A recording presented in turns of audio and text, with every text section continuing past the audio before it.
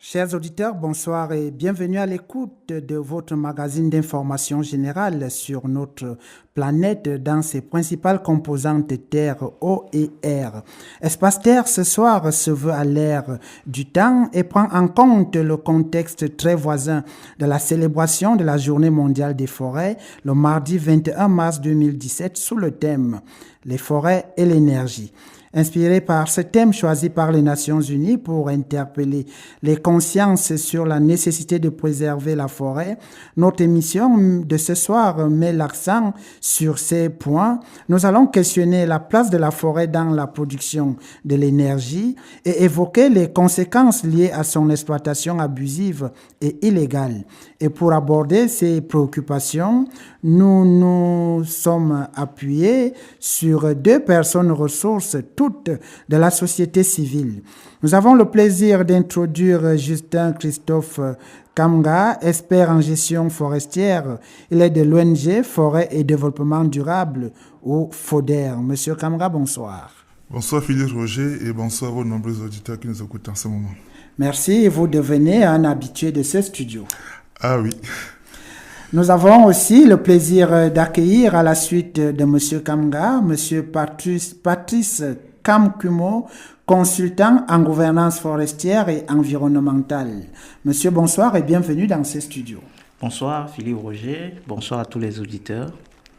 Merci pour vous servir, chers auditeurs. C'est une équipe de serviteurs inutiles avec la sympathique Lucienne Sipewa à la technique, coordination Olivier Boyer, supervision monsieur le chef de station Marc Omboui. Je suis Philippe Roger Sama à ce micro de présentation. Je vous retrouve dans quelques instants en compagnie de nos invités.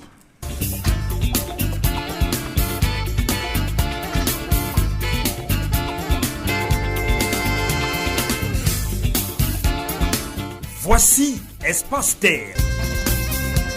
Espace Terre, c'est votre programme. Merci, chers auditeurs. Si vous nous rejoignez à l'instant, vous écoutez Espace Terre sur la station régionale CRTV du Centre, la FM 101.9. Justin Kamga, Patrice Kamkumo, forêt et énergie, voilà nos concepts opératoires. Esquisse de définition oblige. D'abord, la forêt, monsieur Justin Kamga. Oui, effectivement, la forêt c'est défini généralement comme cette étendue boisée sur laquelle on trouve des espèces d'arbres. Et voilà, et l'étendue varie en fonction des zones dans lesquelles on se trouve. Merci. Et que faut-il entendre par énergie, Patrice Kamkumo? Merci Philippe. Peut-être que faut-il entendre par bois énergie? C'est assez simple. Bois énergie, c'est un bois qui est utilisé à d'autres usages que les usages conventionnels que nous avons, c'est-à-dire fabrication des meubles, etc., etc. C'est-à-dire c'est un bois qui est juste utilisé à des fins de combustible. Alors, on peut dire en d'autres mots que bois énergie, c'est le bois de feu et le charbon de bois utilisé pour la préparation domestique, pour s'éclairer ou pour produire de l'énergie. Tout à fait. Alors, monsieur Justin Kamga, comment comprendre le choix du thème de la Journée mondiale des forêts par les Nations Unies? Alors, quand on essaie un peu d'essayer de comprendre ce qui peut bien justifier le choix de ce thème, c'est que le contexte dans lequel nous nous trouvons dans le monde, c'est qu'on tend vers la limitation, si on peut dire, de l'utilisation d'un autre type d'énergie qui est beaucoup plus de l'énergie fossile. Donc maintenant, actuellement, la tendance, c'est beaucoup plus tourné vers l'énergie renouvelable. Et dans ce registre, donc, on parle du bois énergie. Au même titre, comme le soleil, le vent. Et voilà. Et c'est pour ça qu'aujourd'hui, avec le choix de ce thème, l'impression qu'on a, c'est que les Nations Unies voudraient vraiment faire la promotion de ce bois énergie comme un moyen de produire vraiment de l'énergie tout en limitant les dégâts sur l'environnement. Justement, nous sommes d'accord avec vous que bois et énergie, c'est considéré comme une énergie renouvelable, neutre en carbone, Monsieur Kamkumo. Oui, tout à fait. Contrairement aux autres formes d'énergie, notamment les combustibles fossiles dont parlait M. Justin, on a l'avantage avec le bois énergie, ce que les gens aiment beaucoup appeler l'énergie propre, que c'est des bois dont la source c'est la forêt. Et non seulement la source c'est la forêt, c'est des bois qui sont renouvelables. Ça veut dire que c'est une ressource que si on gère durablement, on aura toujours accès à cette ressource-là. Donc, l'un des défis majeurs pour les consommateurs, c'est de se tourner vers des ressources renouvelables, des ressources qu'ils peuvent utiliser et qu'ils peuvent utiliser de manière à ce que leur progéniture puisse toujours continuer à en avoir accès. Je crois que c'est un élément important qu'il faille mentionner sur les caractéristiques du bois énergie et les avantages qu'ils peuvent avoir pour les consommateurs. Et il faut dire que c'est une source d'énergie qui a du vent en poupe parce que selon les statistiques de l'Institut national de la statistique, 83% de la population camerounaise dépendent de la biomasse ligneuse comme source d'énergie et en milieu rural, c'est souvent la seule source d'énergie disponible. Comment vous trouvez ces chiffres, ces statistiques? Bon, du moins... Elles sont évocatrices. Oui, effectivement, de la dépendance que nous avons vis-à-vis de nos forêts. Et là, en milieu rural, la dépendance est plus forte que pour nous qui vivons en milieu urbain. Donc, ces disparités entre les pourcentages se justifient sur le simple fait qu'en milieu urbain, en plus de ce bois de chauffe et de charbon, nous avons encore d'autres sources d'énergie, par exemple comme des gaz qui sont utilisés. Mais comme le dit ces chiffres, évoquent cette forte dépendance que nous avons vis-à-vis de ces forêts, de ce bois énergie. Alors, il faut dire que ces parents, par exemple, du Cameroun, oui, cette énergie a des zones socio-écologiques identifiées, la zone septentrionale, la zone des hauts plateaux, la zone du centre, littoral, est, sud et sud-ouest, et même les grands centres urbains. Oui, effectivement, en fonction de ces zones dont vous avez évoqué, je prends par exemple dans la zone du septentrion, où la population qui exprime le besoin en fait de ces bois énergie sont parfois obligés de les faire venir en zone forestière pour pouvoir l'utiliser. Donc ce qu'on a aussi noté, c'est que depuis un certain temps, depuis l'administration a eu à lancer tout un vaste programme de reboisement dans la zone du Nord. Et parfois l'échec de ces programmes réside sur le simple fait que pour peu que ces plants poussent, directement c'est la population qui se rue dessus pour pouvoir l'utiliser pour faire de la cuisine avec. Donc c'est vrai que généralement dans ces zones, ces programmes ont toujours échoué. On va revenir sur cet aspect lié à l'agression, donc la forêt est victime.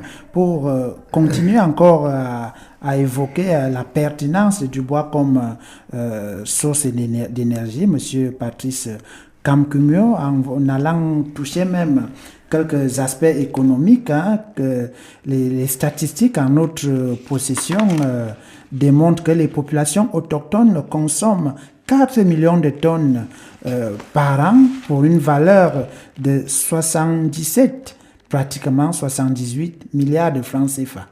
4 millions de tonnes de bois.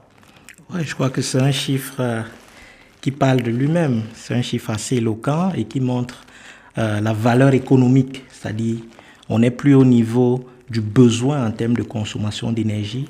On est maintenant au niveau d'une niche en termes de création de croissance économique, de création d'emplois pour tout le pays. Donc, ça veut dire que ce que nous devons faire, nous en tant que Camerounais, c'est de promouvoir cette niche-là et de permettre qu'elle puisse se développer davantage pour pouvoir non seulement satisfaire aux besoins des consommations des Camerounais, mais être également un facteur de développement économique pour notre pays. Un facteur de développement économique, et on n'a pas terminé avec nos statistiques, parce que ça c'était la zone rurale. En zone urbaine, le chiffre que nous avons donné est multiplié pratiquement par 2,5, parce que là, on évalue à 188 milliards et des millions au-dessus de francs CFA par an, la production les bénéfices. Ce que je génère le bois comme énergie dans les villes, le bois comme le charbon, plus de 2 200 000 tonnes de bois, plus près de 400 000 tonnes de charbon en ville. Oui, effectivement, une étude qui a été menée par le CIFOR en 2013 sur la contribution du secteur forestier dans l'économie nationale nous révèle que les bénéfices financiers bruts nets de ces sous-secteurs, c'est-à-dire le sous-secteur bois-énergie, nous retrouvons à 117 milliards de francs CFA par an. Et c'est aussi l'un des secteurs qui emploie beaucoup de Camerounais, avec près de 90 000 emplois directs, qui est perçu en termes de personnes qui collectent le bois en forêt, ceux qui le transforment, ceux qui le transportent, ceux qui le revendent sur le marché, et bien ceux qui le consomment. Donc voilà un peu toute la chaîne.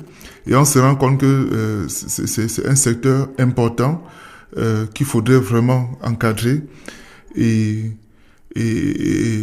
encadrer et amener de façon à ce que ça puisse, sur le plan économique, contribuer à l'économie nationale de notre pays.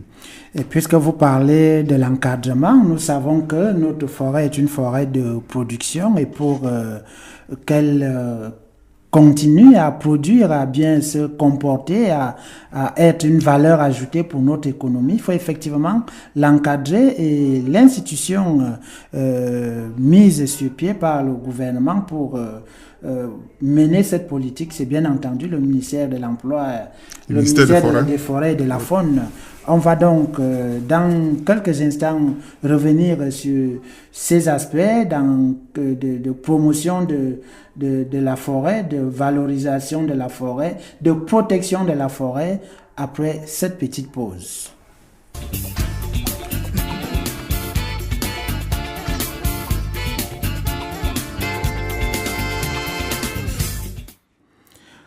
Voilà, retour sur le plateau. Monsieur Kamga, Monsieur Kamkumo, nous le disions tout à l'heure, le ministère des Forêts et de la Faune est la principale institution de gestion durable des forêts et de la faune.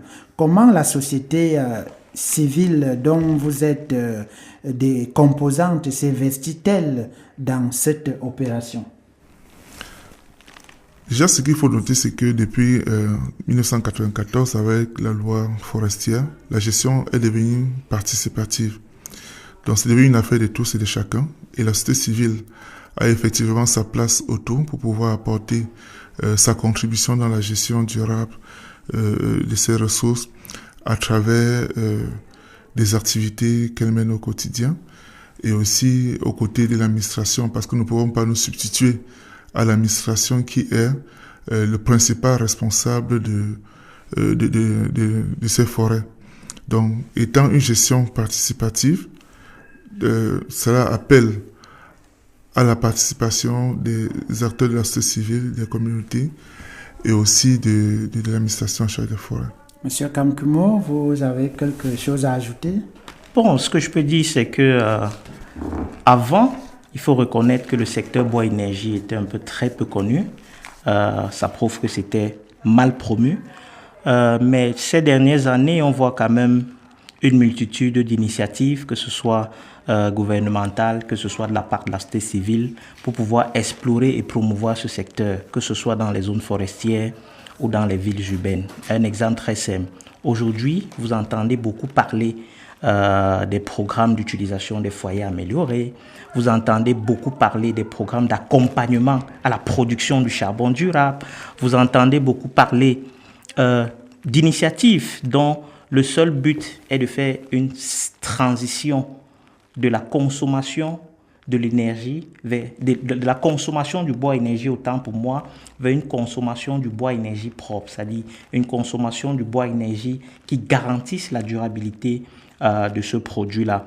Ce sont des initiatives qu'il faille encourager, mais c'est très important également que l'État, en ayant pris conscience que c'est un secteur porteur de revenus, puisse davantage s'engager dans la promotion et dans la facilitation des mécanismes pour que ce secteur-là puisse s'épanouir. Nous pensons que c'est dans cette lancée que l'État s'investit. Vous avez parlé de la gestion durable des forêts. Il faut dire pour la gouverne de nos auditeurs qu'il y a au moins 3 axes importants à retenir parlant de la gestion durable des forêts. Il y a la régénération forestière. Elle est assurée au Cameroun par l'Agence nationale pour le développement forestier, l'ANAFOR, et son action est certainement accompagnée par le Fonds spécial de développement forestier, chargé du financement de la gestion, de la conservation, de la régénération et du développement des ressources.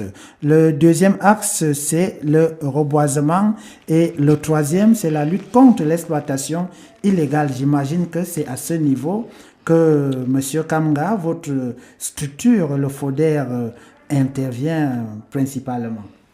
Oui, l'observation indépendante externe que nous développons au sein de notre structure est une activité que nous développons dans le but de pouvoir dénoncer des activités illégales qui tournent autour de notre secteur forestier. Donc ça part à partir de l'attribution des titres jusqu'à la gestion, l'exploitation du bois. Donc ce que nous essayons de faire donc, en termes d'activité, c'est de pouvoir dénoncer ces activités illégales dans les cas de présumées activités illégales sont portées à l'attention du ministère des Forêts qui applique des sanctions. Alors, de façon concrète, c'est quoi l'observation indépendante?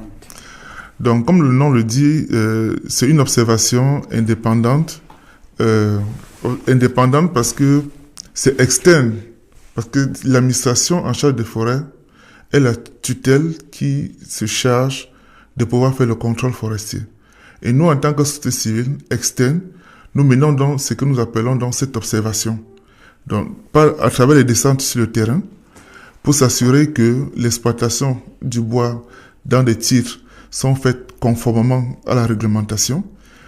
Si, par exemple, l'exploitation est faite hors limite, ou alors les titres qui sont exploités ne sont pas des licences autorisées, nous donnons l'obligation de porter cette information à l'endroit du ministère des Forêts qui appuie l'association. Dites-moi un peu, M. Kamga, pourquoi avoir choisi cet axe de combat? Bon, déjà, ce qu'il faut noter, c'est que dans la constitution du pays, c'est reconnu à tout Camerounais le droit de pouvoir dénoncer une activité illégale. Le silence, pour tout Camerounais, serait considéré comme silence, comme complicité. Donc, c'est parce que nous ne voulons pas être complices des activités illégales qui se passent dans le secteur que nous nous positionnons comme ceux qui dénoncent, en fait. Et je crois que, et lorsque nous le faisons, nous venons un peu comme en appui à l'action du ministère des Forêts qui n'a pas la possibilité parfois de descendre sur le terrain et identifier ces cas d'illégalité. Justement, vous avez parlé tout à l'heure vous parlez de la législation forestière, hein, c'est ce qui appelle aussi le terme illégalité. Et nous précisons que l'exploitation forestière se fait sur autorisation du ministère en charge des forêts au travers de 2 principaux titres d'exploitation, les permis d'exploitation, il y en a 3 variantes, et les autorisations personnelles de coupe. Qu'est-ce qui coince dans le fonctionnement de ces mécanismes, M. Kamkumio, pour qu'on assiste à tous ces actes d'illégalité qui sont décrits? Oui, rapidement, à l'endroit de nos éditeurs, il faut dire que le système de gestion forestière se fait par autorisation, c'est-à-dire le ministère délivre des permis d'exploitation dans 2 types de zones ou d'espaces, c'est-à-dire le domaine forestier permanent qui est censé être aménagé c'est-à-dire gérer durablement. Et dans le domaine forestier permanent, vous avez des concessions forestières et des forêts communales qui doivent avoir un plan d'aménagement où on applique le principe de rotation pour s'assurer qu'après 30 ans, on retrouve quasiment les mêmes espèces. Et à côté du domaine forestier permanent, vous avez le domaine forestier non permanent où la vocation n'est pas forcément l'utilisation forestière pérenne. Et là-dedans, vous avez des forêts communautaires, vous avez des ventes de coupe et vous avez d'autres types d'exploitation. Et le ministère en charge des forêts, comme Justin l'a dit, a la prérogative du contrôle forestier. Mais les citoyens et la société civile a la prérogative également d'accompagner le ministère tel que la Constitution le demande, d'accompagner ces agents-là dans le travail du contrôle forestier. Donc l'observation indépendante est une action d'accompagnement au travail de contrôle forestier de l'État. Vous savez tous que le Cameroun est un pays forestier. Les forêts couvrent presque la moitié du territoire national. Justement, si vous permettez, on peut vous donner quelques chiffres sur les forêts camerounaises, qui sont, le Cameroun dispose du deuxième grand massif forestier du bassin du Congo, avec 22 millions d'hectares de forêt, 17,5 millions d'hectares exploitables et de nombreuses réserves fauniques. On peut donner d'autres chiffres, 580 unités forestières d'aménagement, 19 parcs nationaux, 7 réserves forestières, 3 jardins zoologiques, 4 sanctuaires, 13 aires protégées en cours de création et 12 aires protégées transfrontalières. Pour corroborer avec ce que... Tout à fait. Ça montre l'importance qu'a le secteur forestier camerounais et ça montre le fait que c'est un secteur qui est assez vaste.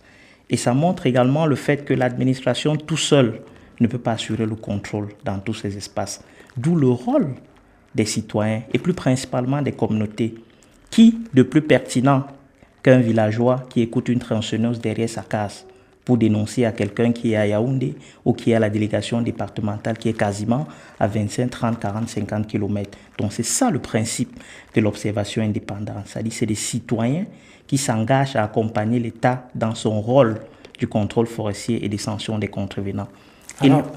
Et l'objectif ultime de cette action, c'est de pouvoir contribuer à la gestion durable. Parce que la gestion durable n'est pas seulement un vain concept, mais c'est un concept auquel tout le monde doit s'associer pour pouvoir atteindre cet objectif. Et garantir, n'est-ce pas, le bénéfice des générations futures. Alors, Monsieur Kamga, dans ce combat que vous avez librement choisi vous-même, de quel poids pesez-vous face à ces irrégularités, parfois soutenues par de nombreux enjeux?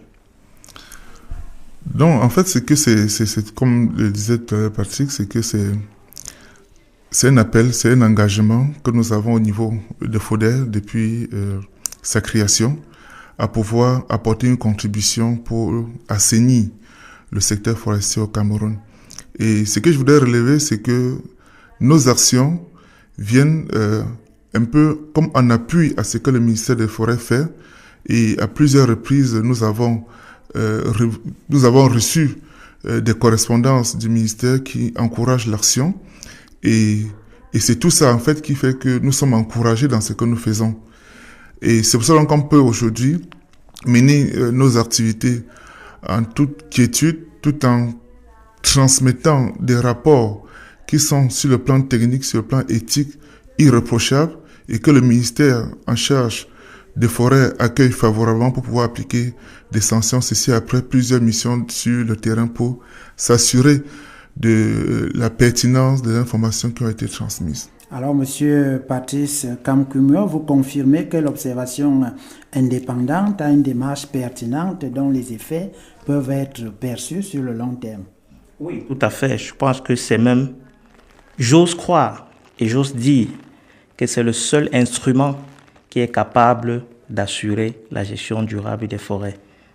Pas seulement au Cameroun, mais des forêts dans le monde entier en général. Oui, parce que M. Kamga, non seulement vous interpellez les exploitants, vous interpellez l'État, mais vous éduquez aussi les communautés. Oui, en fait, c'est tout ça.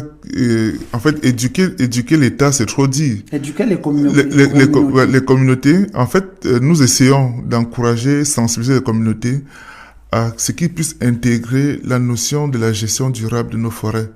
Et Et c'est ce que nous essayons de faire au quotidien, en les impliquant aussi dans ces activités d'observation indépendante que nous menons. À la base, même parfois des dénonciations, ce sont les communautés qui le font. Et nous, en tant que structure, avec des moyens que nous avons, nous essayons un peu de collecter les informations et de les rendre un peu plus accessibles au niveau de l'administration. Alors, dans votre mission de dénonciation, face à certaines complicités poussant, par exemple, les autorités à faire la sourde oreille à votre voix, avez-vous des leviers plus puissants pour que vous pouvez actionner pour être entendu, sachant que l'observation indépendante est une initiative promue et soutenue par l'Union européenne? Bon, en fait, jusqu'à présent, nous avons évité, en fait, de faire intervenir des personnes étrangères dans les activités que nous menons.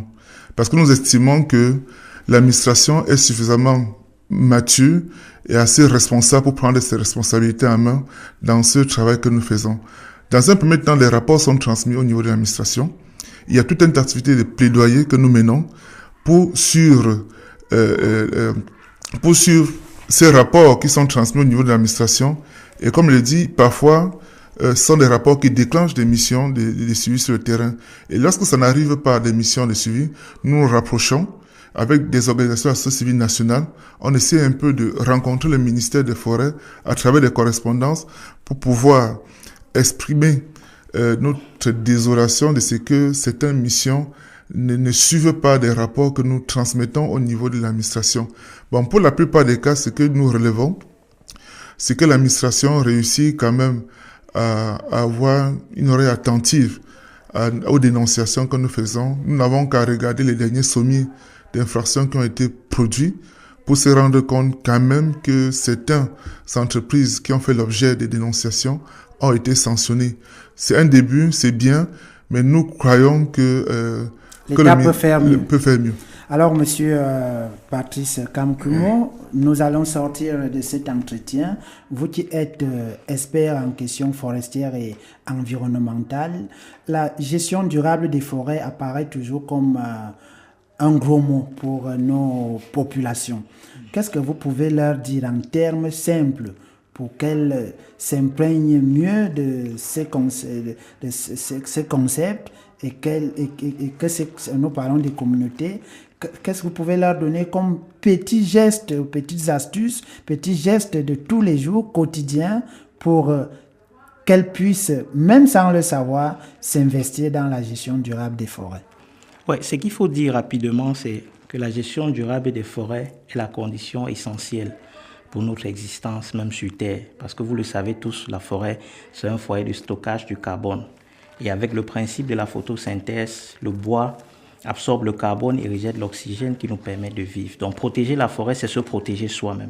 Ça, c'est le premier aspect. Deuxième aspect, protéger la forêt, c'est protéger aussi nos enfants qui vont naître. Dernier aspect, protéger la forêt, la gestion durable, c'est un triptyque. Vous avez le social, c'est-à-dire vous protégez la forêt dont vous dépendez, que ce soit en termes de bois énergie, que ce soit en termes de produits forestiers non ligneux, que ce soit en termes de gibier. Il y a l'aspect économique. Vous protégez la forêt dont l'État puise des recettes pour pouvoir, vous savez que c'est avec nos recettes fiscales qu'on construit les projets de développement. Tout à fait. Le troisième aspect, c'est l'écologie. Protéger la forêt, c'est protéger ce foyer nourricier. C'est protéger ce foyer qui nous donne au-delà même de l'alimentation, mais qui est également une force régulatrice des ressources d'eau. Bref, c'est militer pour notre propre survie. Tout à fait. Merci, chers invités, Monsieur Kamga, merci. Bon vent à vous et bon vent au FODER, Monsieur Kamkumo. Merci d'avoir honoré notre invitation. Chers auditeurs, vous avez écouté Espace Terre sur la FM 101.9. Pour vous servir, on avait à la console technique Lucienne Sipewa, coordination Olivier Mboye, supervision Marc Ombouy, Philippe Roger Sama à la présentation. Merci de votre aimable attention. Au revoir.